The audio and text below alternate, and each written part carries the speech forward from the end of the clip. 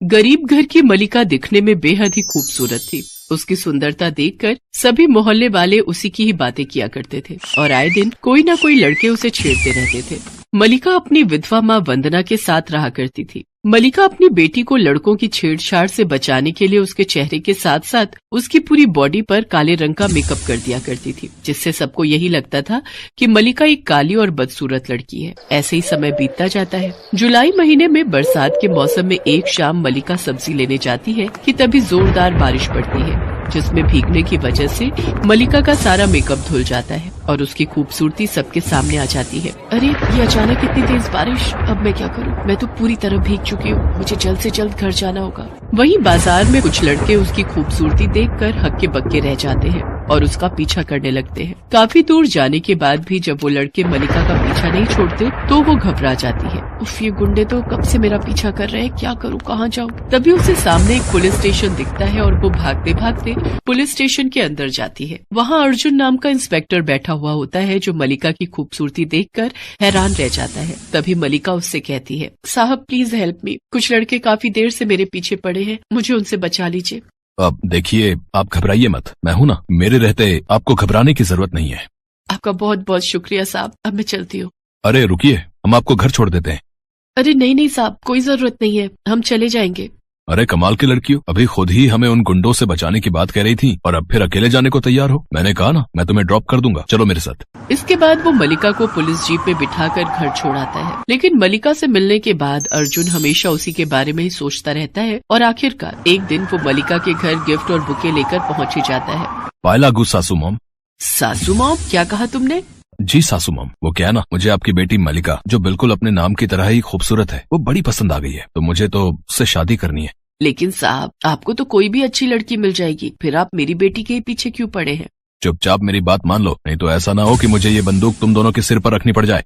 इतना कहकर अर्जुन वहाँ से चला जाता है। अर्जुन की बातें सुनकर वंदना और मलिका बहुत डर जाते हैं। उन्हें कुछ समझ नहीं आता कि वो क्या करे। काफी सोच विचार करने के बाद वंदना फैसला करती है, अब मैंने सोच लिया है, हम ये शहर छोड़कर मुंबई चले जाएंगे। फिर वो दोनों रातों रात ट्रेन से मुंबई चली जाती है। लेकिन दूसरे शहर जाकर भी वंदना मलिका के चेहरे और बॉडी पर काला मेकअप लगाकर ही रखती थी। कुछ दिन काम तलाशने के बाद दोनों माँ बेटी को एक बड़ी सी कोठी में काम मिल जाता है, जिसमें वंदना खाना बनाने का काम करती है तो वहीं मलिका साफ सफाई का। एक रोज वंदना को तेज बुखार हो जाता है, जिस वजह से मलिका उससे कहती है, माँ आज तुम आराम करो, मैं अकेले ही काम पर चली जाती हूँ। ये कहकर मलिका काम पर चली जाती है। कोठी पर पहुंचने के बाद उसकी मालकिन शकुंतला उससे पूछती है, क्यों रे कल्लो, आज तेरी माँ नहीं आई? मैडम, उनकी तबीयत ठीक नहीं है, इसीलिए मैंने ही उन्हें आराम करने के लिए कहा है। उसकी तबीयत भी आज ही खराब होनी थी। मेरा बड़ा बेटा मनीष दुबई से आ रहा है, उसके लिए खाना कौन बनाएगा? वो बहुत बड़ा डॉक्टर है दुबई में। मैडम, आप मुझे बता दीजिए क्या बनाना है, सफाई होने के बाद मैं खाना बना दूंगी। हाँ तो सुन, चिली पनीर, दाल मखनी, सरसों का साग और हाँ, मूंग दाल का हलवा जरूर बना लेना, उसे वो बहुत पसंद है। जी मैडम, सब बना दूंगी। साफ सफाई पूरी करने के बाद मलिका किचन में जाकर खाना बनाने लग जाती है। शाम होते ही मनीष भी घर आ जाता है। फिर दोनों माँ बेटे मिलकर साथ में डिनर करने बैठ जाते हैं। परफेक्ट, क्या खाना बनाया है, मजा आ गया। गुण तो अच्छे हैं इसमें, बस रंग ही बैंगन जैसा है।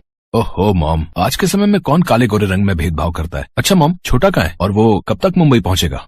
बस आता ही होगा। तभी शकुंतला का छोटा बेटा अर्जुन, जो कि दूसरे शहर में पुलिस इंस्पेक्टर होता है, वहाँ पहुँच जाता है। मलिका उसको देखकर हैरान रह जाती है। कुछ दिन बीत जाने के बाद भी जब वंदना की तबीयत ठीक नहीं होती, तब भी मलिका ही काम पर जाकर साफ सफाई और खाना बनाने का सारा काम करती है। एक दिन ऐसे ही वो किचन में खाना बना रही होती है कि तभी अर्जुन शराब के नशे में वहाँ आ जाता है और मलिका को पीछे से पकड़ लेता है। क्या सोचा था तूने, दूसरे शहर जाकर छिप जाएगी तो मुझसे बच जाएगी? छोड़ो मुझे, आप मेरे पीछे क्यों पड़े हैं, प्लीज मुझे जाने दो। तभी वहाँ मनीष आ जाता है और वो अर्जुन को थप्पड़ मारते हुए कहता है, छोटे, लड़कियों की इज्जत करना कब से भूल गया रे तू? क्या इसलिए पुलिस में भर्ती हुआ था? भैया, आप नहीं जानते इस बहरूपी चेहरे के पीछे क्या राज छिपा है। अगर फिर भी आपको मेरी बात पर यकीन नहीं हो तो अभी इसको बोलो, ये अपना चेहरा धोकर आएगी। मलिका, ये क्या बोले जा रहा है, किस राज की बात कर रहा है ये? इसके बाद मलिका मनीष को उसके कमरे में ले जाती है और वॉशरूम में जाकर अपना काला मेकअप निकाल कर बाहर आती है। तभी शकुंतला और अर्जुन भी वहाँ आ जाते हैं। ये है मेरा राज, मेरा सच। उसकी खूबसूरती देखकर शकुंतला और मनीष हैरान रह जाते हैं। हे भगवान, कुछ पल में ही ये काली कलूटी इतनी गोरी कैसे हो गई? क्या लगाया रे तूने अपने चेहरे पर? यही मेरी सच्चाई है। रोज रोज लड़कों की छेड़खानी से तंग आकर मेरी माँ ने मेरे चेहरे और मेरी बॉडी पर ये रंग लगाना शुरू कर दिया ताकि मैं बुरे लड़कों की गंदी नजरों से बच सकूं। लेकिन इसके लिए तुम पुलिस की हेल्प भी तो ले सकती थी ना? हाँ, लेकिन अगर पुलिस भी वही सब करने लगे तो फिर मैं और मेरी माँ क्या करते? और इसका जीता जागता उदाहरण तुम्हारा भाई अर्जुन है। पहले मैं भी उसी शहर में रहती थी जहाँ अर्जुन का थाना है। गई थी मैं उसके पास शिकायत लेकर, लेकिन और लड़कों की तरह वो भी मेरे साथ छेड़खानी करने लगा। इसके बाद मलिका फूट फूट कर रोने लगती है। मत रो बेटा, मैं समझ सकती हूँ तुम दोनों माँ बेटी को कितने दुखों का सामना करना पड़ता रहा होगा। आज जब तुम्हारा सच सबके सामने आ ही गया तो मैं भी एक सच तुम सबसे कहना चाहता हूँ। मैं मल्लिका से प्यार करने लगा हूँ, आज से नहीं बल्कि बहुत पहले से। मुझे तुम्हारी सूरत के साथ साथ सीरत भी बहुत पसंद आई और मैं जानता हूँ तुमसे अच्छा लाइफ पार्टनर मुझे मिल ही नहीं सकता। अगर तुम्हें एतराज ना हो तो मैं तुमसे शादी करना चाहता हूँ। मुझे भी गर्व होगा अगर तुम जैसी सुंदर सुशील लड़की मेरे घर की बहू बनेगी। मनीष जी, मैं भी आपसे दिल ही दिल में प्यार करने लगी हूँ और मेरे लिए इससे अच्छी बात क्या होगी कि आप मेरे लाइफ पार्टनर बनेंगे। मुझे भी माफ कर दो मलिका, एक लड़की के साथ बदतमीजी करके मैंने बहुत बड़ी गलती की है। अर्जुन की इस हरकत के लिए उसको सस्पेंड कर दिया जाता है। इसके बाद सबकी राजी खुशी से मलिका और मनीष की शादी हो जाती है। अब मलिका को कभी भी अपनी खूबसूरती को छिपाने की जरूरत नहीं पड़ी और वो खुशी खुशी आजादी के साथ अपनी जिंदगी अपने पति, सास और माँ के साथ गुजारने लगी।